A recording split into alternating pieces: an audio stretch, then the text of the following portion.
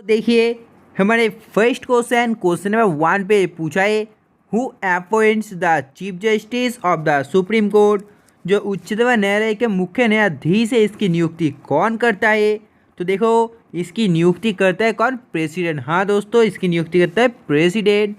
और जो प्रेसिडेंट बनने के लिए आपका न्यूनतम आयु कितना होना चाहिए?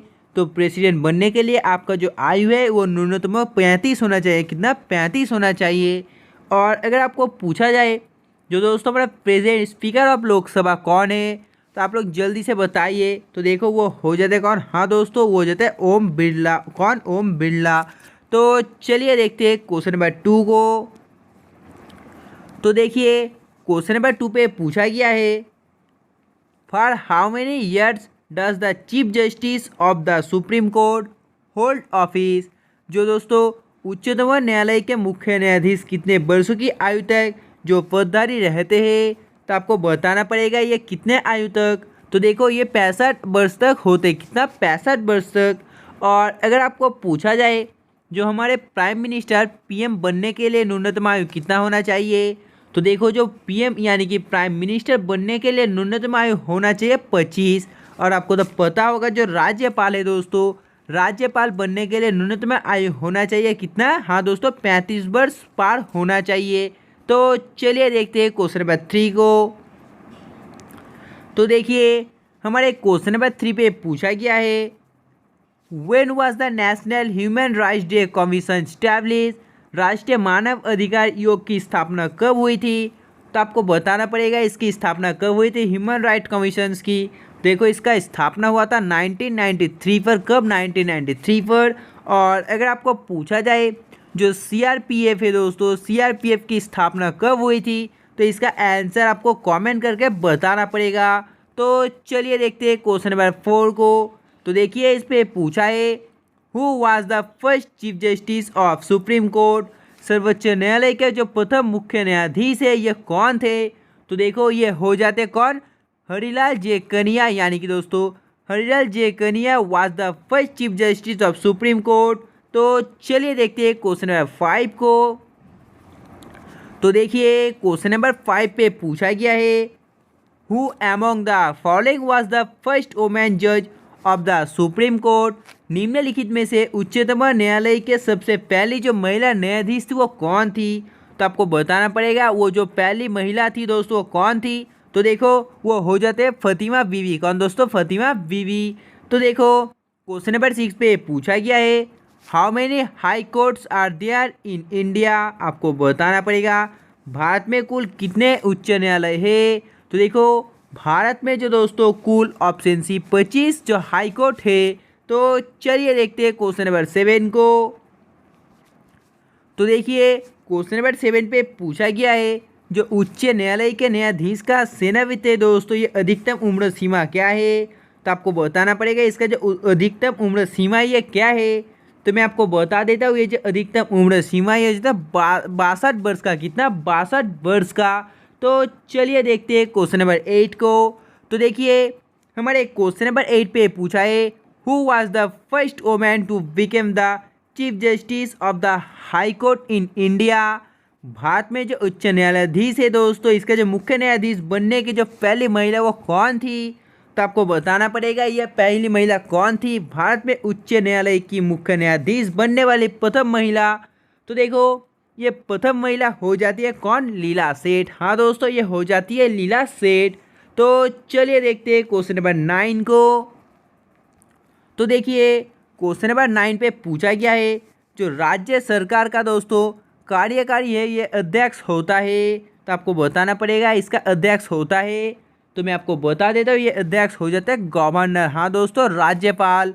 तो चलिए देखते हैं क्वेश्चन नंबर 10 को। तो देखिए हमारे नेक्स्ट क्वेश्चन नंबर 10 पे पूछा है, who appoints the governor in Indian state.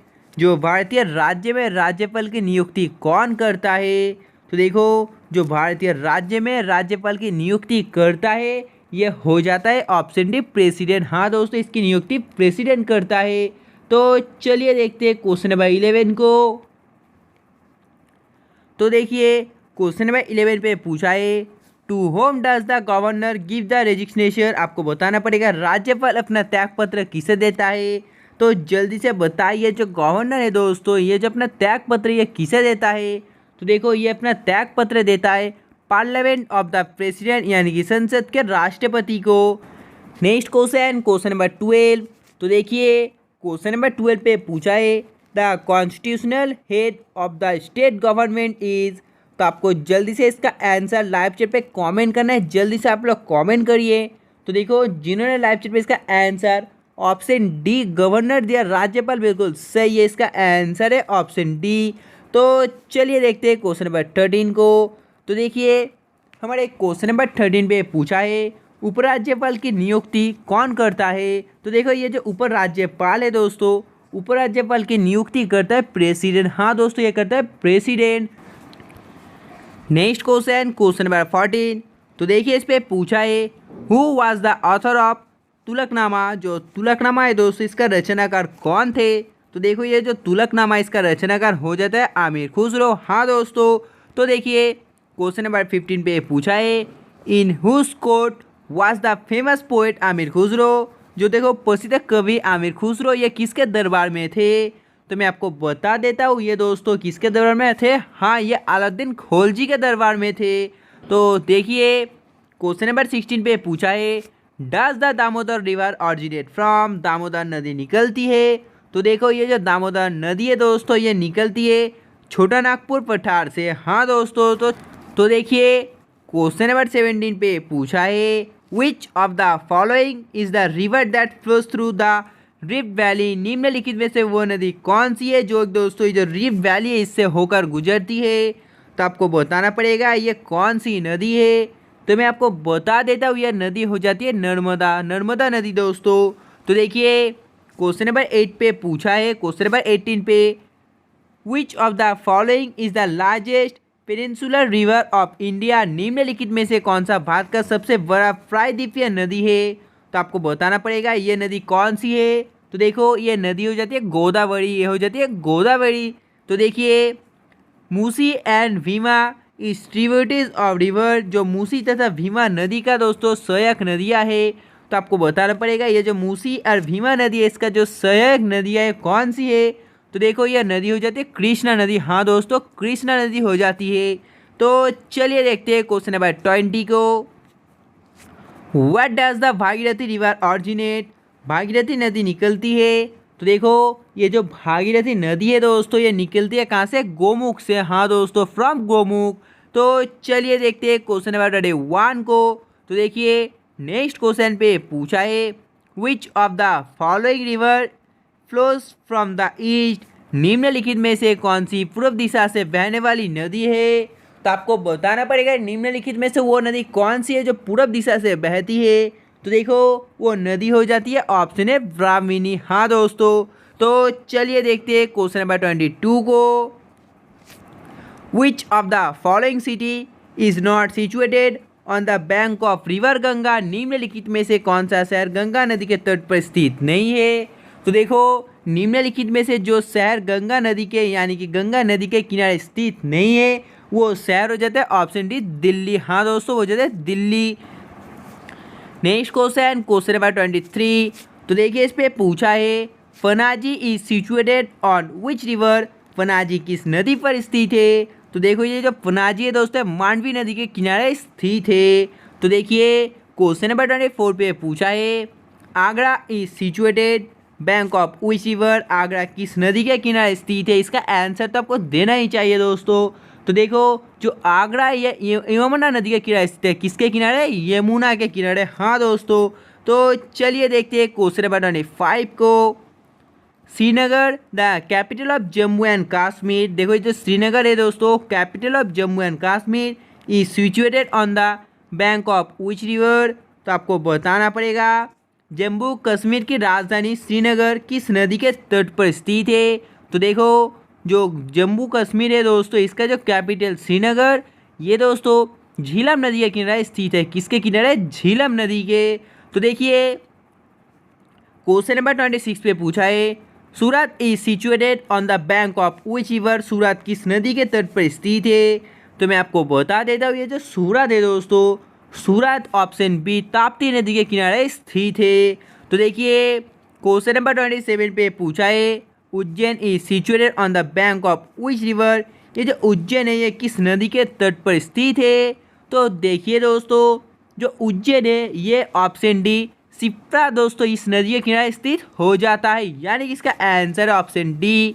तो चलिए देखते हैं क्वेश्चन नंबर 28 को। Nashik is situated on the bank of which river. Nashik किस नदी के तट पर स्थित है।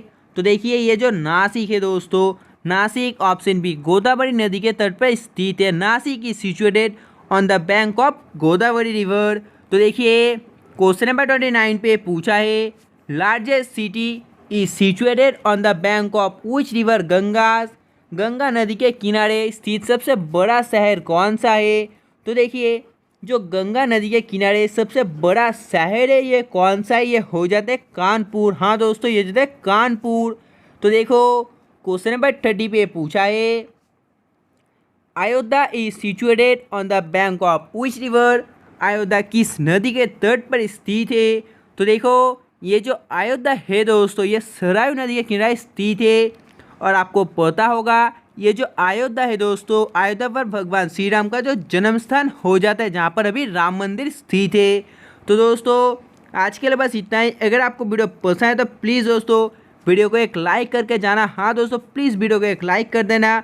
जाने से पहले चैनल को फॉलो कर लेना और प्लीज़ 3 या 4 फ्रेंड से वीडियो को शेयर करना मत भूलना। तब तक के बाय, जय हिंद, जय भारत।